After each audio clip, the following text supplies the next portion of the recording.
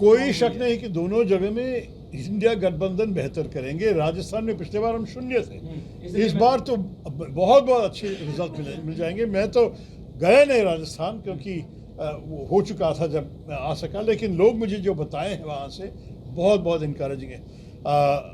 मेरे ख्याल में यूपी में भी आपको पता है कि हर चरण में अलग अलग सीटें वोट कर रहे थे, लेकिन हर बार जो खबर आ रही थी वहाँ से कि ये सब बदल जा रहा है, कि भाजपा के जितने 65 या कुछ सीट थे पहले उतना भी नहीं मिलेगा इस बार। वो कह रहे थे कि वो बढ़ते जाएंगे, अब नीचे होने वाला है भाजपा।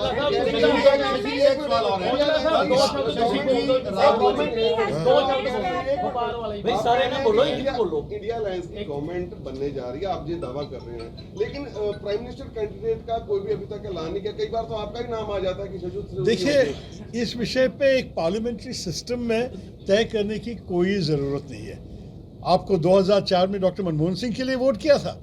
बात यह है कि जब इंडिया गठबंधन जीत जाएगी तो सारे पार्टी में, हमारे पास 26 पार्टियां हैं, सारे नेताओं बैठ के वो लोग तय करेंगे कि उनमें से एक जो अध्यक्ष के रूप में प्रधानमंत्री का काम करेगा और सरकार को नेतृत्व दे देगा, ये कौन होगा। मेरे ख्याल में हमारी तो प्रेसिडेंशियल सिस्टम नहीं है, प्राइम मिनिस्ट्रियल सिस्टम है। हमारा बहुत बड़ी अफसोस की बात है कि हमारे पार्लियामेंट्री सिस्टम को प्रेसिडेंशियल तरह से चला रहा है मोदी जी। ये नहीं होना चाहिए था। शशि की बात, राहुल जी भी आते हैं, कहते हैं कि मित्रों का 16 लाख करोड़ रुपए का कर्जा माफ कर दिया गया। अगर इंडिया गठबंधन की सरकार आती है तो क्या ये वसूली उन मित्रों से की जाएगी, क्योंकि किसानों का कर्जा जो है वो तो माफ किया नहीं जा रहा। बिल्कुल, हमारी चिंता ये है कि अमीर लोग के कर्ज अब माफ़ कर रहे हैं और साधारण लोग के कर्ज अब माफ़ नहीं कर रहे हैं। कोई अमीर आदमी का आत्महत्या के बारे में आप सुना है? कितने किसानों के आत्महत्या, ये 10 साल में करीब 1 लाख किसान अपने जीवन को बलिदान किया है क्योंकि उनको जी नहीं सके। तो इसलिए हम चाहते हैं कि ये सब ठीक तरह समझ के पॉलिसीज को बदल है कि क्या अगर कांग्रेस की सरकार आती है इंडिया गठबंधन की तो उनसे वसूली की जाएगी उस पैसे की जो माफ। देखिए, ये सब नियम के अनुसार जरूर की जाएगी और कोई शक नहीं हो। सर, प्रोजेक्ट तो हर पार्टी लेके आ रही है, प्रोजेक्ट जो है नए प्रोजेक्ट सारी पार्टीज लेके आ रही है, बट ग्राउंड लेवल पे उसकी इम्प्लीमेंटेशन को लेकर ये कांग्रेस का क्या प्रस्ताव? देखिए, ग्राउंड लेवल इम्प्लीमेंटेशन हमारे देश का सबसे बड़ा समस्या, लेकिन क्योंकि हम अभी 10 साल बाहर रहे, हम देखा है कि क्या अच्छा चल रहा है क्या नहीं चल रहा है, और बहुत ज़्यादा चीज़ नहीं चल रहे हैं, उसको बदल के ही हम काम करेंगे। जैसे लाइक मुद्रा लोन की सुविधा अपना प्रधानमंत्री मोदी साहब ने दी है सबको, लेकिन ग्राउंड लेवल पे उसके पहले हम भी देते थे। बीइंग अ नॉर्मल मैन, अगर मैं जाता हूँ लोन लेने के लिए तो एज पर द नॉर्म्स कोई गारंटर सिक्योरिटी नहीं है, बट मैनेजर कहता है who are you, what is your financial status, why I am giving you your loan. तो what is the ground level truth implementation of the new projects? Correct. I mean, on this one, as far as the BJP policy is concerned, they'll have to speak for themselves. For us, we have always considered it necessary to have special consideration, whether it is student loans, whether it's mudra loans, microfinance, self-help groups. We have already had a policy when we were in UPA government to try and encourage opportunities for ordinary people, for the Aam Aadmi of this country, and I assure you we'll continue that policy. मैं बेनती ਤੁਹਾਨੂੰ ਕਰਨੀ ਚਾਹੁੰਦਾ, मैं बेनती करनी चाहना, ਅੱਜ ਜਿਹੜੀ ਸਾਡੀ अमृतसर था और इंडस्ट्री को लेकर आप बिजनेस सेंसिटिव क्या निकल। देखिए, बहुत सारी चीजें माफ कीजिए, बिजनेसमैन पाकिस्तान साहब जो बंद पड़ा है, भाजपा के उम्मीदवार भी ये कहते हैं, लेकिन हाईकमान बीजेपी हाईकमान कुछ नहीं कहती इस पे। नहीं, भाजपा कुछ नहीं कहती क्योंकि उनकी ही पॉलिसी है जो विफल हुए हैं और लोग असंतुष्ट है अमृतसर में। आपको मालूम था, जैसे मुझे आज बताया किसी ने, कि इतना बड़ा ट्रेड नहीं था, 4200 करोड़ की ट्रेड था पाकिस्तान के साथ अमृतसर के थ्रू। कह रहे हैं कि बांग्लादेश में उससे 10 बार है, 45 करोड़ का ट्रेड आजकल चल रहा है वहाँ बांग्लादेश साइड पे। लेकिन अमृतसर का दिक्कत जब ये लोग समझाए, मैं ये जानता हूँ क्योंकि जब मैं कमेटी का चेयरमैन था, गुरजीत सिंह औजला भी उसी वक्त कहा था कि आप आके देखिए वाघा में। उस ज़माने में इतना रिस्ट्रिक्शन नहीं थे, फिर भी काफ़ी स्लो चल रहा था ट्रेड, और वो चाहता था कि हम आके देखें क्योंकि अमृतसर के बिजनेस लोग चाहते थे कि हम ट्रेड को बढ़ाएं। अब बढ़ाने के अलावा कम हो गए। चल रहा है हम उसको छोड़ के मजबूत करने के लिए गुजरात से होता है ट्रेड, लेकिन हम इससे ठीक है, बेहतर दोनों हो रहा है। चिल्लाएंगे तो मैं कैसे समझूं? एक आदमी बोलिए ना। भेदभाव हो रहा है, हम पंजाब से समझते हैं, क्योंकि गुजरात से ट्रेड हो रहा है, बाकी पोर्ट से ट्रेड हो रहा है, ये बाकी पोर्ट से ट्रेड हो रहा है, लेकिन अमृतसर से क्या पंजाब से भेदभाव हो रहा है? ये तो काफी परिवार भी अफेक्टेड है, कुली परिवार काफी अफेक्टेड, जब से इंडो पार वोटर्स हो गए। देखिए, हमारा इरादा है कि ये सारे पॉलिसी रिव्यू हो जाए, क्योंकि नई सरकार तो नई पॉलिसी ही बनाएंगे। एक उदाहरण है ये जो कस्टम्स ड्यूटी जो लगाए हैं, ये भाजपा जो किया है, ये किया पुलवामा की बात, करेक्ट, 10 गुना बढ़ा करके टैक्स लगाए, उसके बाद बिजनेस प्रॉफिटेबल नहीं रहा। तो हम चाहते हैं कि हम भारतीय लोगों के हित में भी सोचें कि अगर हमारे लोग इसका विक्टिम हैं तो आप पाकिस्तान को क्या सिखा रहे हैं ये सब टैक्स लगा के? हमारे लोग को दिक्कत आ रही है ना। तो ये सारे पॉलिसी को हम दोबारा स्टडी करके तय करेंगे क्या करना है। लेकिन अब ये भी जानिए कि हम लोग सुने हैं, इस पार्टी सुनते हैं, ये नहीं कि वन वे डायलॉग हो, जैसे मन की बात सुनाए लेकिन दूसरों की मन की बात सुनते नहीं है। हम ऐसे नहीं, हम सुनते हैं। और आज जो ये 1.5 घंटे की बातचीत में अमृतसर के तरफ जो मैंने सुना और मैं जो जितने भी जवाब दे सका, मेरे ख्याल में इस किस्म की डायलॉग की बड़ी ज़रूरी है और हम पॉलिसीज़ को बदलने के लिए तैयार हैं। शशि जी, एक बात भाजपा कह रही है कि 400 पार, लगातार उनका ये है कि अभी तो उन्होंने ये भी कहना शुरू कर दिया कि हम करके हैं 400 पार। तो आपको क्या लगता है, एक तो वो लेके जाएंगे, और कांग्रेस इंडिया अलायंस कितना कॉन्फिडेंट है, और क्या नंबर है आपका? क्या आप स्पष्ट तौर पे देखिए, comment नंबर बना- बताना तो मेरे ख्याल में उपयोगित खेल नहीं है, क्योंकि नंबर तो कोई भी कुछ भी कह सकता है। अंत में सिर्फ जून 4 को हम जानेंगे असली नंबर। एग्जिट पोल नंबर भी ठीक नहीं होता है, तो मैं अभी कहता हूँ कि प्रथम जून को जब एग्जिट पोल निकलेंगे वो भी फाइनल नंबर नहीं, आप जून 4 तक इंतज़ार करनी चाहिए। लेकिन 400 पार नामुमकिन है। अगर मोदी जी को गारंटी चाहिए, मैं गारंटी देता हूँ कि 400 नहीं पार कर पाएंगे, ये नामुमकिन है।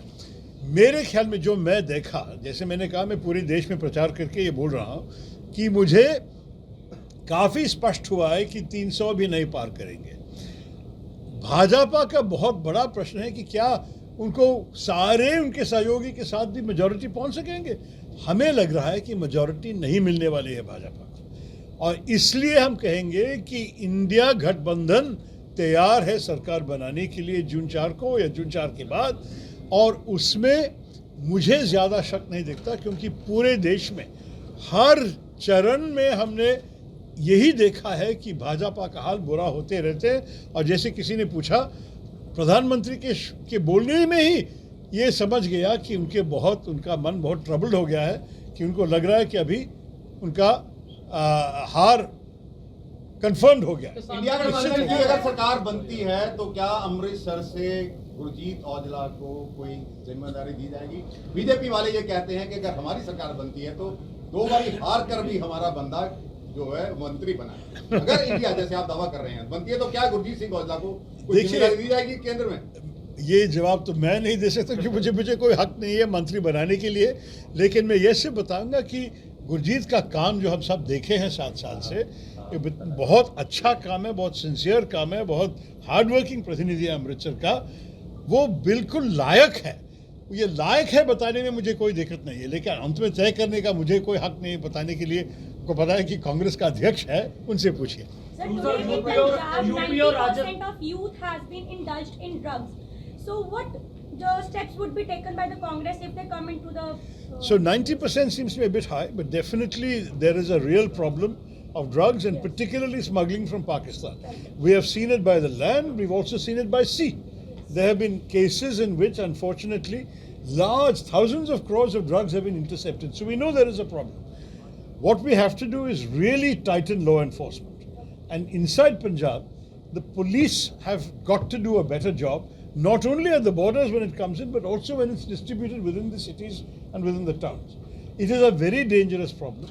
And I might add one more thing. I'm not passing the blame, but if the economy were better, young people would have better things to do than waste their money and their time on drugs. Part of the problem is people who are unemployed, who have no hope in life, they are the ones who are also tempted by this. So that also we will do. तो बढ़ते बढ़ते जा रहा हूँ, क्योंकि जहाँ भी मैं गया, और मेरे केरल के वोटिंग सेकंड फेज में थे, उसके बाद तो मैं पूरा देश चला हूँ, और जो मैं देख रहा हूँ, जनता भाजपा से थक गए। वो लोग बिल्कुल इस सरकार को वापस ले आने का इरादा नहीं है। उनके जो हार्डकोर सपोर्टर्स हैं वहाँ भी ज़्यादा आवेश नहीं देख रहे हैं, ज़्यादा ऊर्जा नहीं देख रहे हैं उनके लिए।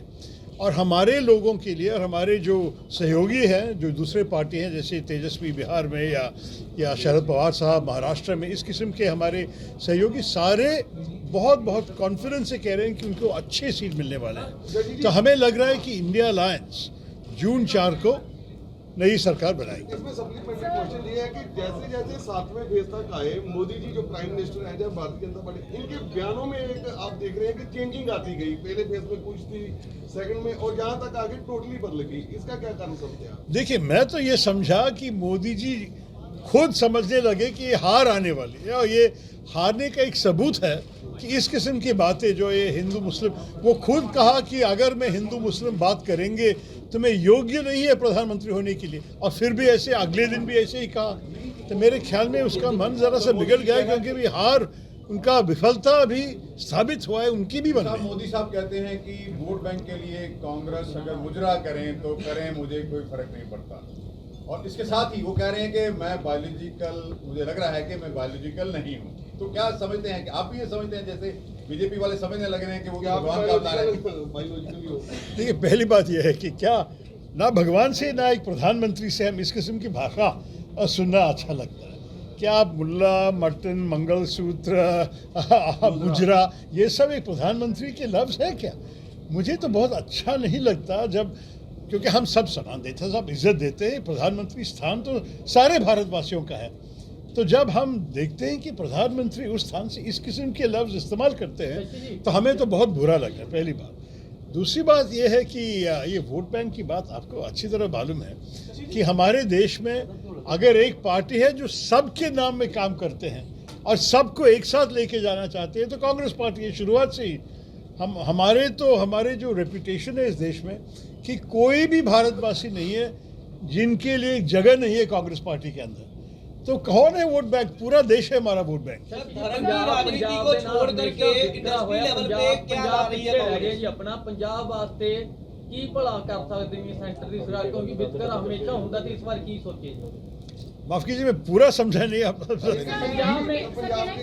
can I put it? My question is related. Punjab's voters have always been in a dilemma. हाँ. We've had an MP who's from Congress. We have a state government with AAP, and then we have a government in the center, which is BJP. Now, put it all together. Punjab, अभी हमारे discussion भी अंदर ये हुआ, a lot of projects and things have been lost in this political transition. Ji. So currently अभी इस situation में जो आज का वोटर है वो पंजाब के लिए क्या एक्सपेक्ट कर सकता है, and politically what you can promise? देखिए, Punjab is a very important state for us. हमें तो लगता है कि पंजाब का विकास पूरा देश का हित में है। तो हम नहीं चाहते हैं कि पंजाब, आपने जैसे कहा कि विक्टिम बन गए हैं कि सारे कॉन्ट्रडिक्शन, ऐसे नहीं होना चाहिए। और मुझे अच्छा नहीं लग रहा है, क्योंकि मैं तो केरला से आया हूँ, मैं भी देखा हूँ कि हमारे जवान युवा इस देश में रह के काम करने के अलावा छोड़ के जा रहे हैं। पंजाब से भी निकल जा रहे हैं, केरला से भी जा रहे हैं। मुझे ये पसंद नहीं है। मैं चाहता हूँ कि हम ऐसे देश बनाए कि हमारे युवाओं के लिए अवसर बढ़ जाए और वो यहाँ रहने चाहेंगे। तो इसलिए बड़ी ज़रूरी है कि पंजाब के लिए वर्क नहीं है ना। आप देखिए कि जब बेरोजगार इतने बढ़ते जा रहे हैं तो वो क्या करेंगे यहाँ, इसलिए वो लोग जा रहे हैं। हम चाहते हैं कि इकोनॉमी, हम अर्थव्यवस्था एक सीधी जनता के लिए बनाए कि हम काम वाले, हमारे फोकस है जॉब क्रिएशन। और जॉब क्रिएशन हमने हमारे मैनिफेस्टो जो न्याय पत्र लिखे हैं उसमें काफ़ी डिटेल में हमने बता दिया है कि किस किस्म के पॉलिसीज हम लेके आएंगे जो पंजाब में भी आपको बेनिफिट मिलने वाली है। सर, आपने अग्निवीर योजना जो कांग्रेस ने कह दिया, राहुल जी ने, कि बंद ही करेंगे, लेकिन उसमें उसको रेगुलर कैसे, उसमें कैसे जाएंगे? उसमें आपने थोड़ा सा क्लैरिटी नौजवानों के मन में नहीं है कि रेगुलर भर्ती होगी या किस तरह, क्योंकि बहुत सारे पंजाब के भी, आप हर गाँव में चले जाओ, हर गाँव में आपको एक ना एक शहीद का आपको गेट मिलेगा और पंजाब के लोग जाते हैं। तो इसमें थोड़ी सी क्लैरिटी। बिल्कुल, आर्मी में तो पंजाबी बहुत अच्छी रिप्रेजेंटेशन है। मेरे ख्याल में एक ज़माने में 25% भारतीय आर्मी पंजाब से ही थे।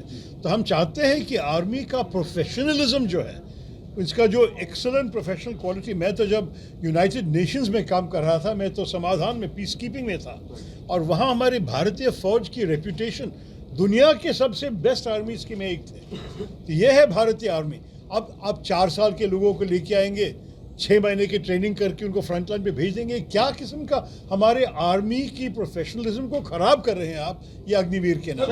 और क्यों पैसे बचाने के लिए पेंशन? प्रधानमंत्री ने दो बातें करी हैं। एक तो कहते हैं कि पंजाब में झाड़ू वाले ही अब नशा बढ़ा रहे हैं, और दूसरा जो इंडी गठबंधन को कहते हैं, इंडिया नहीं बोलते हैं वो, यहाँ पर आम आदमी पार्टी और कांग्रेस जो कहते हैं इनकी दुकान एक है और यहाँ पर अलग अलग लड़ रहे हैं। ये दो चीजें हैं। और इसके साथ ही सवाल पंजाब के लिए, देखिए प्रॉब्लम सब बता रहे हैं, लेकिन what is the solution for the Punjab all this problem? Solution आप तो काफ़ी सुने हैं। अभी हम तो 1.5 घंटे से बात कर रहे हैं गुरजीत और मैं, सारे पंजाब और अमृतसर के सोल्यूशन से हम बोल रहे थे। लेकिन जो आपने दूसरे विषय बताए मैं क्या बताऊं, हमारे देश ऐसे बहुत बड़ा देश है और देश के अंदर हर राज्य में अपने ही राजनीतिक इतिहास है, अपने ही राजनीतिक कैरेक्टर है। तो मैं आपको बता सकता हूं, जो आपने उदाहरण दिया पंजाब और दिल्ली के बारे में, मैं तो केरल और तमिलनाडु के बारे में बता सकता हूं। केरल में 55 साल से हम कम्युनिस्ट के खिलाफ हैं और हम हर 5 साल सरकार बदलती ही रही है, कम्युनिस्ट एक तरफ से, कांग्रेस दूसरी तरफ से। लेकिन हमारे पड़ोस राज्य जो है तमिलनाडु, वहाँ CPM, CPI, कांग्रेस, हमारे जो सहयोगी है मुस्लिम लीग और DMK, सारे एक साथ है। ना कोई तर्क है, ना कोई प्रॉब्लम है, सब एक साथ चुनाव लड़े, पिछले बार भी लड़े, आज भी लड़े और कल भी लड़ेंगे, कोई तकलीफ नहीं है। तो ये दो पड़ोस राज्य में ऐसे हो सकता है, तो क्यों नहीं दिल्ली और पंजाब में? दिल्ली की याथार्थ अलग है, ज़मीनी हकीकत पंजाब ने। प्रोफेशनल कांग्रेस के ऑल इंडिया के इन्होंने अपनी पॉलिसी डिस्कस कीतियां ने। सारे ਜਿਹੜੇ बिजनेस हाउस से उन्होंने नाल ਜਿਹੜੇ NGOs सन, ਜਿਹੜੇ ਸਾਡੇ ਪ੍ਰੋਮੀਨੈਂਟ ਜਿਹੜੇ ਅੰਮ੍ਰਿਤਸਰ ਦੀ ਆਵਾਜ਼ ਚੁੱਕਦੇ ਰਹਿੰਦੇ ਨੇ, ਉੱਥੇ ਅਸੀਂ ਗੱਲ ਅੰਮ੍ਰਿਤਸਰ ਦੇ ਟ੍ਰੇਡ ਦੀ ਕੀਤੀ। ਜਿਹੜੀ ਰਵਾਇਤੀ ਇੰਡਸਟਰੀਜ਼ ਨੇ, ਚਾਹੇ ਉਹ MSME ਹੈ, ਉਹਨਾਂ ਸਾਰੀਆਂ ਨੂੰ ਦੁਬਾਰਾ ਤੋਂ ਰਿਵਾਈਵ ਕਰਾਉਣ ਵਾਸਤੇ ਸਟੇਟ ਤੋਂ ਇੱਕ ਅਸੀਂ ਸਰਕਾਰ ਬਣ ਜਾ ਰਹੀ ਹੈ। ਉਹਦੇ 'ਚ ਅਸੀਂ ਕਿਹਾ ਕਿ ਸਾਨੂੰ ਕੰਸੀਡਰ ਕਰੋ, ਕੋਈ ਸਪੈਸ਼ਲ ਪੈਕੇਜ ਦਿੱਤਾ ਜਾਵੇ ਬਾਰਡਰ ਵਾਸਤੇ। ਜਿਹੜਾ ਟ੍ਰੇਡ ਹੈ ਵਾਘਾ ਰਾਹੀਂ ਸ਼ੁਰੂ ਹੋਣਾ ਹੈ, ਉਹਦੇ 'ਤੇ ਡਿਸਕਸ਼ਨ ਹੋਈ ਹੈ। ਜਿਹੜੀ 200% ਕਸਟਮ ਡਿਊਟੀ ਹੈ, ਇਮੀਡੀਏਟਲੀ ਸਰਕਾਰ ਬੰਦੇ ਅਸੀਂ ਇਹਨਾਂ ਨੂੰ ਰਿਕੁਐਸਟ ਕੀਤੀ ਹੈ ਕਿ 1-2 ਮੀਟਿੰਗ ਦੇ ਵਿੱਚ ਉਹਦੀ ਪਾਲਿਸੀ ਨੂੰ ਦੇਖ ਕੇ ਉਹਦੇ 'ਤੇ ਫੈਸਲਾ ਲਿਆ ਜਾਵੇ, ਉਹਨੂੰ ਰਿਮੂਵ ਕੀਤਾ ਜਾਵੇ। ਕਿਉਂਕਿ ਪਹਿਲਾਂ ਵਪਾਰ ਹੁਣ ਉੱਧਰੋਂ ਵੀ ਹੋ ਰਿਹਾ। ਫਿਰ ਜਿਹੜਾ ਅੰਮ੍ਰਿਤਸਰ ਦੇ ਵਿੱਚ ਟੂਰਿਜ਼ਮ ਹੈ, ਉਹਨੂੰ ਅਸੀਂ ਬਿਹਤਰ ਬਣਾਉਣ ਵਾਸਤੇ ਇਹਨਾਂ ਨਾਲ ਗੱਲਬਾਤ ਚਰਚਾ ਹੋਈ ਹੈ। ਔਰ ਜਿਹੜਾ ਇੱਕ ਐਗਜੀਬਿਸ਼ਨ ਸੈਂਟਰ ਹੈ, convention centre, exhibition centre, convention centre, ਉਹ ਅਸੀਂ ਚਾਹੁੰਦੇ ਹਾਂ ਕਿ ਅੰਮ੍ਰਿਤਸਰ ਦੇ ਵਿੱਚ 100-150 ਏਕੜ ਜ਼ਮੀਨ 'ਚ ਬਣੇ ਔਰ ਬਾਈਪਾਸ ਰਿੰਗ ਰੋਡ ਦੇ ਨਾਲ ਬਣੇ। ਔਰ ਮੈਂ ਇਹਨਾਂ ਨੂੰ ਬੇਨਤੀ ਕੀਤੀ ਹੈ ਕਿ ਜਿੱਥੇ ਵੀ ਸਰਕਾਰ, ਇੱਕ ਸੈਂਟਰ ਗਵਰਨਮੈਂਟ ਇਹੋ ਜਿਹੀ ਪਾਲਿਸੀ ਲੈ ਕੇ ਆਵੇ ਕਿ ਜਿੱਥੇ ਕੁਦਰਤੀ ਫੁੱਟਫਾਲ ਹੈ, ਜਿਵੇਂ ਹੁਣ ਇੱਥੇ ਹਰਿਮੰਦਰ ਸਾਹਿਬ ਆਉਂਦੇ ਨੇ, ਬਹੁਤ ਟੂਰਿਸਟ ਆਉਂਦਾ ਹੈ, ਉਸ ਫੁੱਟਫਾਲ ਦੇ ਲਿਹਾਜ਼ ਦੇ ਨਾਲ ਸਰਕਾਰ ਉਹਨਾਂ ਨੂੰ ਗ੍ਰਾਂਟ ਦੇਵੇ, ਸਟੇਟ ਜ਼ਮੀਨ ਮੁਹੱਈਆ ਕਰਾਵੇ, ਇਹ ਗ੍ਰਾਂਟ ਦੇਣ। ਔਰ ਇੱਕ 100-150 ਏਕੜ ਦੇ ਵਿੱਚ ਐਗਜੀਬਿਸ਼ਨ ਸੈਂਟਰ, ਸਪੋਰਟਸ ਸੈਂਟਰ, ਸਾਰੀਆਂ ਜਿਹੜੀਆਂ ਐਕਟੀਵਿਟੀਜ਼ ਨੇ ਉਹਦੇ ਅੰਦਰ ਹੀ ਆ ਜਾਣ। ਕਿਉਂਕਿ ਜਿਹੜਾ ਹੁਣ ਜੋ ਕਿ ਹੁਣ ਜੇ ਤੁਸੀਂ 4000 ਬੰਦਾ ਇਕੱਠਾ ਕਰਨਾ ਤੇ 4000 ਕਾਰ ਖਿਲਾਰਨ ਦਾ ਤੁਹਾਨੂੰ ਪ੍ਰਬੰਧ ਚਾਹੀਦਾ, 4 ਦੀ ਬਜਾਏ 5000 ਕਾਰ ਹੀ ਖਲੋਣੀ। ਉਹਦੇ ਵਾਸਤੇ ਬੜੀ ਖੁੱਲੀ ਜਗ੍ਹਾ ਚਾਹੀਦੀ ਹੈ ਔਰ ਫੁੱਟਫਾਲ ਵੀ ਈਜ਼ੀਲੀ ਹੋ ਜਾਵੇ। ਤੇ ਮੇਰਾ ਮੰਨਣਾ ਹੈ ਐਕਸਪ੍ਰੈਸ ਵੇ ਆ ਰਿਹਾ, ਉਸ ਤੋਂ ਕੋਈ ਲੈਗ ਲੈ ਕੇ ਉਹਦੇ ਦੁਆਲੇ ਕਿਤੇ 100-150 ਏਕੜ ਜ਼ਮੀਨ 'ਚ ਲੈ ਕੇ ਉੱਥੇ ਬਣਾਉਣਾ ਹੀ ਜ਼ਿਆਦਾ ਬਿਹਤਰੀਨ ਹੋਏਗਾ। ਉੱਥੇ ਅਸੀਂ ਚਰਚਾ ਕੀਤੀ ਹੈ, ਏਅਰਪੋਰਟ 'ਤੇ ਚਰਚਾ ਕੀਤੀ ਹੈ ਔਰ ਜਿਹੜਾ ਮੈਡੀਕਲ ਟੂਰਿਜ਼ਮ ਹੈ ਉਹਦੇ 'ਤੇ ਚਰਚਾ ਕੀਤੀ ਕਿ ਅੱਛਾ ਹਸਪੀਟਲ ਅੰਮ੍ਰਿਤਸਰ ਹੋਣਾ ਚਾਹੀਦਾ। ਔਰ ਇਹਨਾਂ ਨੇ ਵਿਸ਼ਵਾਸ ਦਵਾਇਆ ਕਿ ਸਰਕਾਰ ਪਰਮਾਤਮਾ ਕਰੇ ਬਣੇਗੀ 4 ਤਰੀਕ ਨੂੰ ਔਰ ਇਹ ਸਾਡੇ ਵਕੀਲ ਹੋਣਗੇ। ਇਹਨਾਂ ਨੇ ਇਹ ਯਕੀਨ ਦਵਾਇਆ ਕਿ ਅਸੀਂ ਸਾਰੇ ਰਲ ਕੇ ਅੰਮ੍ਰਿਤਸਰ ਦੀ ਤਰੱਕੀ ਵਾਸਤੇ, ਤਾਂ ਇਹਨਾਂ ਨੂੰ ਇੱਕ ਸਿੰਬੋਲਿਕ ਵਿਜ਼ਿਟ ਸੀ ਤਾਂ ਕਿ ਇਹ ਹਕੀਕਤ ਜਾਣ ਲੈਣ। ਇਹਨਾਂ ਦੀ ਗੱਲ ਜਿਹੜੀ ਹੈ ਕੱਲ੍ਹ ਨੂੰ ਮੈਂ ਲੈ ਕੇ ਜਾਵਾਂ ਜਾਂ ਸਾਡੀਆਂ ਜਿਹੜੀਆਂ ਟ੍ਰੇਡਰਸ ਯੂਨੀਅਨ ਨੇ ਉਹ ਜਾਣ, ਇਹਨਾਂ ਨੂੰ ਗੱਲ ਪਤਾ ਹੋਵੇ, ਇਹ ਉਹਦੇ 'ਤੇ ਸਾਡੀ ਮਦਦ ਕਰ ਸਕਣ। ਜੇ ਪਾਲਿਸੀ ਚੇਂਜ ਕਰਨ ਦੀ ਲੋੜ ਪੈਂਦੀ ਹੈ, ਪਾਲਿਸੀ ਚੇਂਜ ਕਰ ਸਕਣ। ਇੱਕ ਹੋਰ ਜਿਹੜੀ ਮੰਗ ਰੱਖੀ ਹੈ, ਆਮ ਜਿਹੜੀ ਪਾਲਿਸੀ ਹੈ ਸਕ੍ਰੈਪ ਕਰ ਦਿੰਦੇ ਨੇ ਪੁਰਾਣੀ। ਅਸੀਂ ਇੱਕ ਇਹਨਾਂ ਨੂੰ ਰਿਕੁਐਸਟ ਕੀਤੀ ਕਿ ਪੁਰਾਣੀ ਪਾਲਿਸੀ को ਸਕ੍ਰੈਪ ਨਾ ਕਰਿਓ, ਪਾਲਿਸੀ ਅਮੈਂਡਮੈਂਟ ਕਰੀਏ। ਜਿਹੜਾ ਪੁਰਾਣਾ ਵਪਾਰੀ ਹੈ ਉਹ ਪਹਿਲਾਂ ਉੱਚ ਕੰਮ ਕਰ ਰਿਹਾ, ਆਲਰੇਡੀ ਕੋਈ ਇੰਡਸਟਰੀ ਲਾ ਰਿਹਾ, ਉਹ ਨਵੀਂ ਪਾਲਿਸੀ ਦੇ ਨਾਲ ਉਹ ਇੰਡਸਟਰੀ ਨਹੀਂ ਲਾ ਸਕਦਾ। ਅਸੀਂ ਇਹਨਾਂ ਨੂੰ ਰਿਕੁਐਸਟ ਕੀਤੀ ਹੈ ਕਿ ਪੁਰਾਣੀ ਪਾਲਿਸੀ ਜਿਹੜੀ ਹੈ ਉਹਨੂੰ ਤੁਸੀਂ ਚੱਲ ਜਾਣ ਦਿਓ, ਉਹਨੂੰ ਤੁਸੀਂ ਉਹਦੀ ਅਮੈਂਡਮੈਂਟ ਕਰੋ। ਉਹਦੀ ਮਰਜ਼ੀ ਹੈ ਅਗਲੇ ਨੇ ਨਵੀਂ ਚਲਾਉਣਾ ਕਿ ਹਾਂ ਨਵਾਂ ਪ੍ਰੋਜੈਕਟ ਨਵੀਂ 'ਚ ਲੱਗੇਗਾ, ਪੁਰਾਣੇ ਪ੍ਰੋਜੈਕਟ ਨੂੰ ਰੋਕਿਆ ਨਹੀਂ ਜਾਊਗਾ।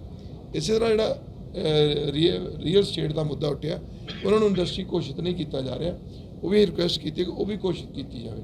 ਔਰ ਜਿਹੜਾ ਰੇਰਾ ਐਕਟ ਹੈ ਸਾਰੇ ਇੰਡੀਆ ਦੇ ਵਿੱਚ ABC ਕੈਟਾਗਰੀ ਸਿਟੀ ਨੇ, D ਕੈਟਾਗਰੀ ਤੱਕ ਵੀ ਆਏ ਨੇ, ਉਹਨੂੰ ਉਸ ਮੁਤਾਬਕ ਹੋਣਾ ਚਾਹੀਦਾ। ਇੱਕ ਜਿਹੜਾ ਰੇਰਾ ਐਕਟ ਬਣ ਗਿਆ ਜਾਂ ਵੱਡੇ ਐਕਟ ਬਣਦੇ ਨੇ, ਉਹ ਵੱਡੇ ਬਿਜ਼ਨਸ ਹਾਊਸ ਲੈ ਕੇ ਬਣਾ ਲੈਂਦੇ ਨੇ, ਪਰ ਥੱਲੇ ਤੱਕ ਫਿਰ ਡਿਵੈਲਪਮੈਂਟ ਰੁਕ ਜਾਂਦੀ ਕਿਉਂਕਿ ਅਪਰੂਵਲ ਨਹੀਂ ਹੁੰਦੀਆਂ, ਅਪਰੂਵਲ ਨਹੀਂ ਹੁੰਦੀਆਂ, ਫਿਰ ਇਲੀਗਲ ਬਣ ਜਾਂਦੇ ਨੇ। ਫਿਰ ਉਹ ਸਰਕਾਰਾਂ 'ਚ ਇਲੈਕਸ਼ਨ ਤੁਰੀਆਂ ਰਹਿੰਦੀਆਂ ਨੇ, ਸਰਕਾਰ ਉਹ 'ਚ ਛੋਟ ਦੇ ਦਿੰਦੀ ਹੈ, ਫਿਰ ਉਹ ਦੁਬਾਰਾ ਬਣ ਜਾਂਦੇ ਨੇ। ਸੋ ਇਹਨਾਂ ਨੂੰ ਮੈਂ ਇਹ ਗੱਲ ਕਹੀ ਹੈ ਕਿ ਜਿਹੜਾ ਵੀ ਐਕਟ ਆਉਣਾ ਹੈ, ਜਿਵੇਂ ਰੇਰਾ ਹੈ, ਕੋਈ ਪਾਲਿਸੀ ਹੈ, ਇਹਨਾਂ ਤੇ ਸਾਨੂੰ ਇੱਕ ਅੱਛੇ ਡਿਸੀਜਨ ਲੈਣੇ ਪੈਣਗੇ ਔਰ ਅਸੀਂ ਲਵਾਂਗੇ ਵੀ।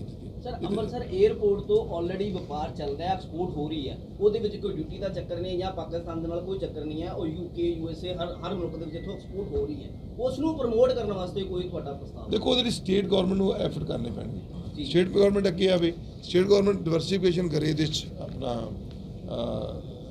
एग्रीकल्चर सब तो बड़ी ज़रूरत है। स्टेट गवर्नमेंट होनी, असी एक यूटिलिटी माल सर हमने पास करवाया यहाँ अमृतसर में, सेंट्रल गवर्नमेंट की स्कीम है। आज इतने को बहुत जिम्मे के सामने जितने स्पोर्ट्स लाते ना कॉम्प्लेक्स बनना, उत्थे यूटिलिटी माल लैके आ रहे हैं under one route. All industry के जोड़े काउंटर होंगे, जिमें चाहे जलंधर दे या लुधियाने दे, एक ही रूप के थले उन्होंने काउंटर होंगे। जो साडा कोई व्यापारी आएगा वो एक ही रूप के थले आके उन्होंने गलबात करेगा, अपना समान लैके उतो जा सकेगा और उसके अंदर मॉल भी होएगा, होटल भी होएगा, एवरीथिंग उसके अंदर। औयला साहब सवाल हो रहा है हिंदी में इसलिए पूछ रहा हूँ शशि जी, आप भी जान लें। औयला साहब एक बड़ी समस्या यहाँ पर थी ड्रग की। औयला साहब वही होएगा इसके आगे। औयला साहब आपने जो मुद्दा उठाया, शशि जी आप इसकी हिंदी में पूछ रहा हूँ मैं, पंजाबी में आप जवाब दीजिएगा। आपने गांव-गांव जाकर युवा ढूंढने शुरू किए, वहां से जो नशा करता था उनको रिहेबिलिटेशन सेंटर में लाया। आपने खुले तौर पर सीएम को ये चैलेंज किया था कि पुलिस वाले और कुछ ऑफिसर्स का एक नेक्सस बना हुआ है, मैं उनको लिस्ट बताने के लिए तैयार हूं, इंटेलिजेंस को लोगों के नाम बताने के लिए तैयार हूं जो इस रैकेट को चला रहे हैं और जो एक माफिया संगठित बन चुका है। क्या आप अब जो इस चीज को, मुख्यमंत्री ने तो आपसे पूछा नहीं, तो क्या उनको ये चीज सारी बताएंगे, एक प्लान बना के देंगे उनको कि ये पंजाब की समस्याएं हैं और इन चीजों का ये लोग हैं जो पंजाब को बर्बाद? देखो मैं एक स्पष्ट करना चाहता हूँ, जब तक मुख्यमंत्री होम मिनिस्टर इसको नहीं ख़त्म करना चाहेंगे, कोई एमपी बन जाए, कोई एमएलए बन जाए, नहीं ख़त्म कर पाएंगे। This is a big problem, this is a mafia. Mafia हम किसे कहते हैं? जिसके पास पैसा आता है इलीगल वे से, और ये एक बहुत बड़ा माफिया है। मैंने बार बार सीएम को लिखा, सीएम ने कभी पूछा भी नहीं बुला के कि क्या दिक्कत है। ये नहीं ये सीएम, इससे पहले सीएम को भी लिखा। लेकिन मेरा मानना है कि हम केंद्र गवर्नमेंट को भी क्या बोलेंगे, इसके ऊपर कुछ सख्ती करें, या तो सरकार को फाइनेंशियली हेल्प बंद हो कि जब तक आप इसके जो इसको तो फाइनेंस नहीं चाहिए, सरकार के पास पुलिस है, तंत्र है, उसको एक्टिव करना है। सरकार एक्टिव कर नहीं रही तो फिर हमें कोई ना कुछ सेंटर को कुछ सख्ताई लेके आनी पड़ेगी। उसके लिए हम करेंगे क्योंकि जो सब्जेक्ट है, होम सब्जेक्ट है, ये स्टेट सब्जेक्ट है, लेकिन हम इसको मजबूर करेंगे कि ये सरकार इसके ऊपर सख्ताई करे, नहीं तो कोई ना कोई इसका प्रावधान सर पॉलिसी। आम आदमी को दो चीज़ों की जरूरत है आज की डेट में, पढ़ाई और दवाई। पढ़ाई और दवाई पे क्या कांग्रेस कर रही है? सर मैंने सबसे ज़्यादा खर्चा जो मेरा एमपी लेड है, स्कूल बनाए सर, मैंने 450 प्राइमरी स्कूल को एलिवेट किया, क्योंकि जब तक प्राइमरी एजुकेशन ठीक नहीं होगी वो ठीक नहीं हो सकता। गुरु नानक देव हॉस्पिटल में कैंसर इंस्टीट्यूट बन गया है सर, और न्यूरोलॉजी डिपार्टमेंट, रेडियोलॉजी डिपार्टमेंट सब पे काम हो रहा है। मैंने एम्बुलेंस दी,